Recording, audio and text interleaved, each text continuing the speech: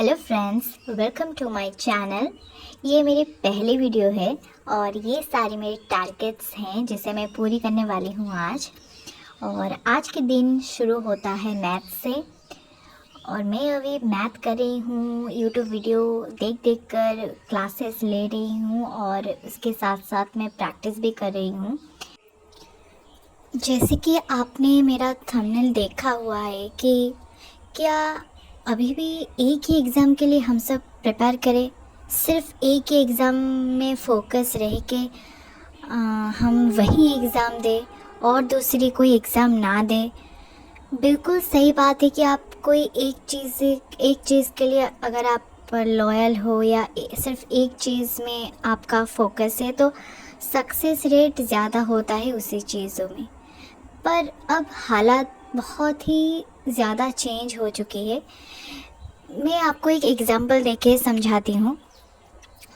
मैं मान लीजिए मैंने एसएससी सीजीएल के लिए सिर्फ एसएससी सीजीएल के लिए मैंने प्रिपरेशन करी है और मैंने अपनी पूरी मेहनत लगा के बिल्कुल एक साल उसको दे दिया और किसी चीज़ में मेरा मन नहीं है और किसी एग्ज़ाम में भी नहीं और किसी काम में भी नहीं।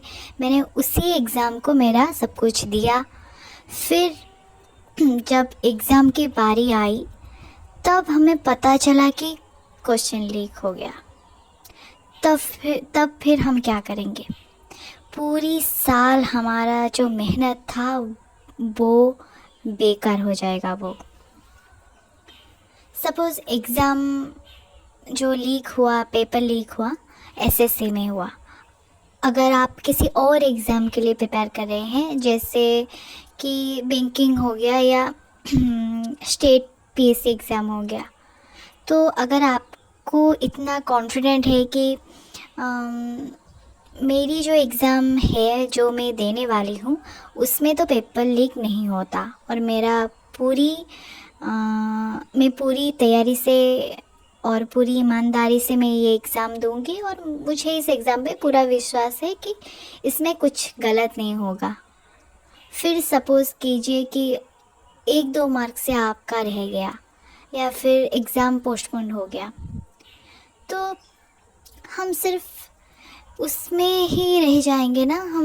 हमारा फिर से एक साल बर्बाद हो जाएगा, मेंटली प्रेशर आ जाएगा और जितने साल आपका बढ़ते जाएगा उतने ही आपका कॉन्फिडेंस लो होता जाएगा। तो अगर आप पढ़ रहे हैं, अगर आप एसएससी के लिए पढ़ रहे हैं, अगर आप मॉडर्न हिस्ट्री सपोज पढ़ रहे हैं या हिस्ट्री अगर पढ़ रहे हैं, तो मैं ये कहूँगी कि आप अपनी स्टेट हिस्ट्री को भी पढ़िए, क्योंकि उसमें क्या होता है बहुत सारे ऑप्शंस खुल जाते हैं हमारे लिए। और अगर हमारे पास बहुत सारे ऑप्शंस है तो कॉन्फिडेंस लेवल बहुत ही ज़्यादा बूस्ट होता है और अगर कॉन्फिडेंस लेवल बूस्ट हुआ तो हमारा सक्सेस रेट ज़्यादा हो जाता है। क्योंकि अगर हमारे पास कोई एक एग्ज़ाम देने को है, फिर मान लीजिए कि मेरा वो एग्ज़ाम नहीं क्वालिफाई हुआ क्योंकि मैंने सब कुछ उसी एग्ज़ाम को दिया, पर मेरे पास अगर ऑप्शन है कि मैं अपनी स्टेट पीसीएस को भी दूंगी, अपनी यूपीएससी को भी दूंगी, एसएससी सीजीएल को भी दूंगी और उससे मिली जुलती जो भी सिलेबस का एग्ज़ाम है अगर मैं उसमें भी ट्राई करूं और भगवान करे कि वो एग्ज़ाम में मेरा सिलेक्शन हो जाए तो कितनी बढ़िया बात है। तो मैं वही कह रही हूँ कि ऑप्शंस खुलिए, ऑप्शन को बनाइए। जितने ज़्यादा ऑप्शंस उतने ज़्यादा सक्सेस रेट। अभी की हालत देखकर आप अपनी जो बहुत ही कीमती वक्त है, अपनी जो भी सारे काम वाम छोड़कर आप जो पढ़ाई कर रहे हैं वो एक एग्ज़ाम को मत दीजिए। और ऐसे ही पढ़ाई करते करते खाने का वक्त हो गया और माँ उधर से चिल्ला रही है कि खाने को आ जाओ, खाने को आ जाओ। तो मैं खाने को निकल गई थी।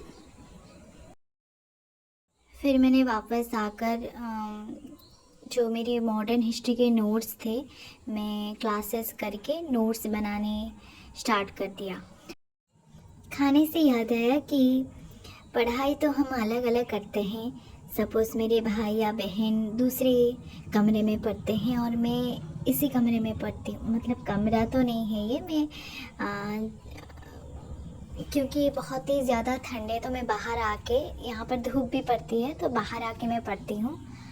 पर खाना हो गया या कुछ एक्टिविटीज़ हो गया, हम सब साथ में करते हैं, क्योंकि इसी स्ट्रगल में खाना जो है, अगर हम साथ में खाएं और साथ में टाइम स्पेंड करें, क्योंकि टाइम स्पेंड करने का बहुत ही कम वक्त हमें मिलता है, क्योंकि हम एक स्ट्रगल पीरियड में हैं। और बिल्कुल आप टाइम दीजिए। अगर फैमिली को अब टाइम नहीं देंगे तो नौकरी करने के बाद तो बहुत ही कम टाइम मिलेगा आपको, और आप इसी वक्त को सोचेंगे कि काश मैं कुछ वक्त उन्हें दे देती, क्योंकि ये वक्त कभी नहीं आएगा। आप जो घर बैठे हुए आप पढ़ाई कर रहे हैं या तैयारी कर रहे हैं अपनी फैमिली के साथ साथ, क्योंकि उन्हें भी वक्त देना ज़रूरी हो जाता है। एक वक्त के बाद इसी टाइम हम बहुत ज़्यादा मिस करेंगे। मैं ये अनुभव कर चुकी हूँ दूसरों को देखकर। सो मैं अभी नोट्स बना रही हूँ, और मॉडर्न हिस्ट्री के नोट्स मैं ऐसे ही पेपर में लेकर बनाती हूँ, फिर मैं उसे बाद में अटैच कर देती हूँ, क्योंकि कोई कोई चीज़ें इधर से या उधर से मिल जाती हैं। अगर हम नोट्स में, पर्सनली मैं मेरा पॉइंट ऑफ व्यू कह रही हूँ कि अगर मैं खाते में ये करूँ या नोटबुक में ये करूँ, फिर अगर बाद में एक उसी टॉपिक में एक सब टॉपिक मिलती है तो मैं उसे कहाँ ऐड करूँ, शायद मेरे पास उतनी जगह भी उस पेज में नहीं होगा। तो फिर मैं ऐसे पेपर में, खुली पेपर में ऐसे बनाती हूँ और फिर बाद में उसे अटैच कर देती हूँ। तो ऐसे मेरे नोट्स अभी बन रहे हैं, और ये मेरी पहली वीडियो है तो मैं थोड़ी नर्वस भी हूँ। अगर मेरी ये वीडियो आपको थोड़ी भी इंफॉर्मेटिव लगी या थोड़ी भी पसंद आ रही हो तो प्लीज़ इस वीडियो को लाइक करना और सब्सक्राइब तो ज़रूर करना, और कमेंट में ज़रूर लिखिएगा कि किस तरह के वीडियो आप चाहते हैं। क्या आप नोट्स देखना चाहते हैं, कैसे नोट्स बनाया जाए, शॉर्ट नोट्स, और किस सब्जेक्ट के लिए किस तरह प्रिपेयर करना चाहिए। तो मैं आपको ज़रूर बताऊंगी कि मैं क्या कर रही हूँ और किस तरह के नोट्स मैं बना रही हूँ। तो ऐसे ही देखते देखते मेरा 5 जो क्लासेस है वो ख़त्म हो गया। हालांकि वो एक क्लास की जो टाइमलाइन होती है वो 15 मिनट्स होती है शायद, तो 10 क्लास में अभी तो नहीं करने वाली हूँ। मैंने 5 क्लास कंप्लीट कर दिया है, फिर 5 क्लास मैं शाम को या रात को कर लूँगी। अभी मैं कंप्यूटर क्लास कर रही हूँ, ये मेरा फर्स्ट क्लास है, और मेरा आर्ट एंड कल्चर रह गया जिसे मैं रात में ख़त्म करूँगी। और आज पार कट है तो मैं वीडियो इसी वक्त एंड करने वाली हूँ। अगर फिर से मैं कह रही हूँ ये वीडियो आपको थोड़ी सी भी इंफॉर्मेटिव लगी तो please do like, share and subscribe. So video को एंड करती हूँ, और हारना बिल्कुल भी नहीं है क्योंकि लाइफ तो एक ही है।